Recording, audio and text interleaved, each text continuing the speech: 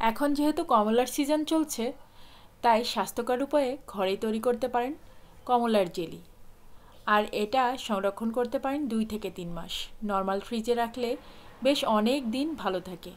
বাচ্চাদের টিফিনে বা সকালের নাস্তায়, বিকেলের নাস্তায় বাচ্চাদেরকে দিতেই পারেন। এটা কিন্তু অনেক স্বাস্থ্যকর বাচ্চাদের জন্য। এই কমলার জেলিটা আপনারা খুব অল্প সময় তৈরি করে ফেলতে পারবেন, আর খেতে কিন্তু ভীষণ সুস্বাদু।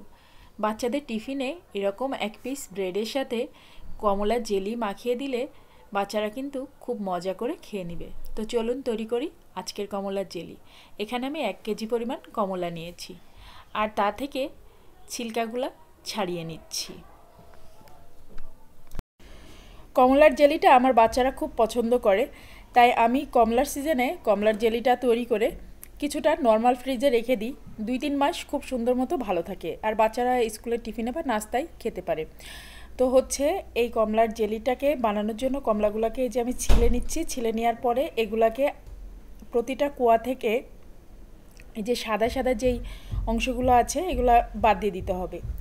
এরপরে একটা ব্লেন্ডারে ব্লেন্ড করে নিতে পারেন, তারপর ছেঁকে নিতে পারেন। বিচিগুলো অবশ্যই ফেলে দিতে হবে। আর আমি যেটা করেছি, একটা স্টিলের এই যে স্টেইনারের উপরে ঘষে রসটা বের করে নিয়েছি।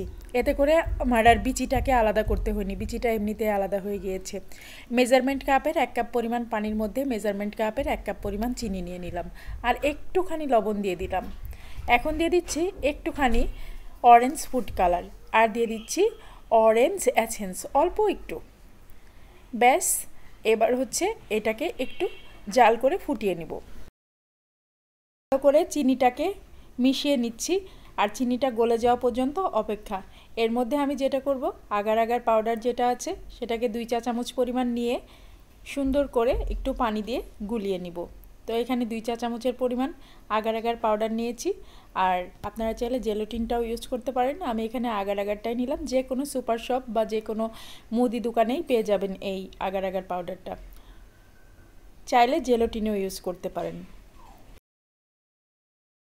এখন এই চিনির শিরাটা ফুটে ওঠা পর্যন্ত অপেক্ষা। তারপরে এর মধ্যে আমি আগার আগারের মিশ্রণটা দিয়ে দিব।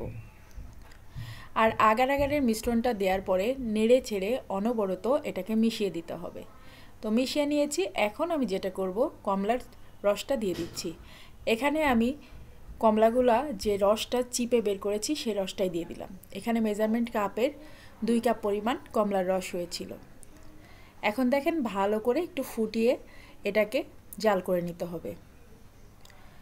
বেশ কিছুক্ষণ জাল করলেই এটা বেশ ঘন হয়ে যাবে। তো এভাবে নেড়েচেড়েই মিশিয়ে নিতে হবে।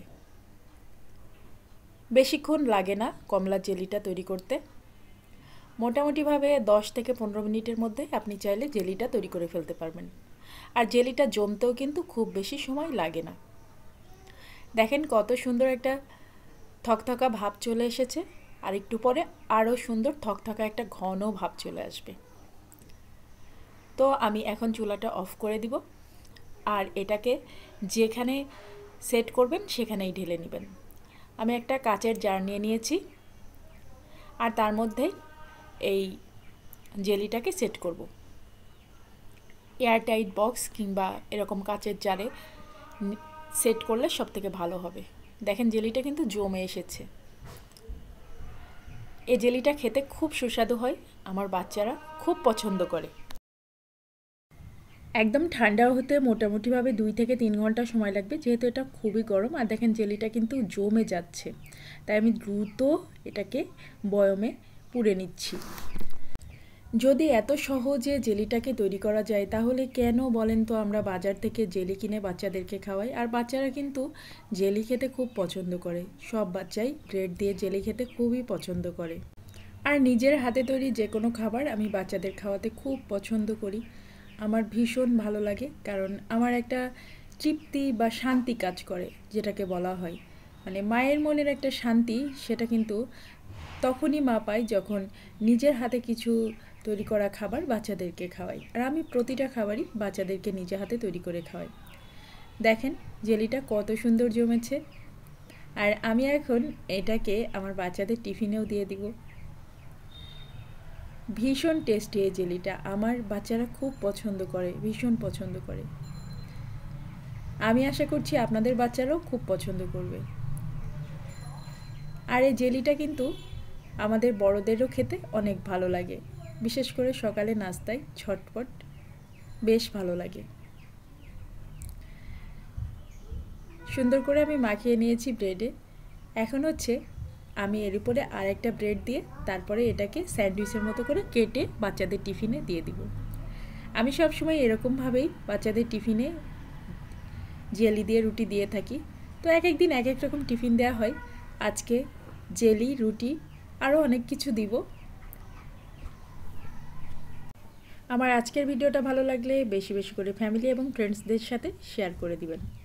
আর ভিডিওটাতে অবশ্যই একটা লাইক দিয়ে যাবেন। আবারও বলছি, এই জেলিটা বানিয়ে আপনারা 2 থেকে 3 মাস সংরক্ষণ করতে পারবেন। নর্মাল ফ্রিজে রেখে অনেক দিন পর্যন্ত খেতে পারবেন। কমলার সিজনে জেলিগুলো বানিয়ে রাখতেই পারেন বাচ্চাদের জন্য।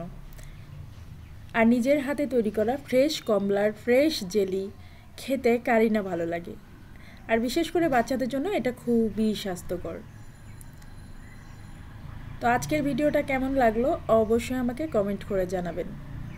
আপনাদের সুন্দর সুন্দর কমেন্ট পেলে আমার ভিডিও তৈরি করার আগ্রহ এবং উৎসাহটা অনেক অনেক বেড়ে যায়।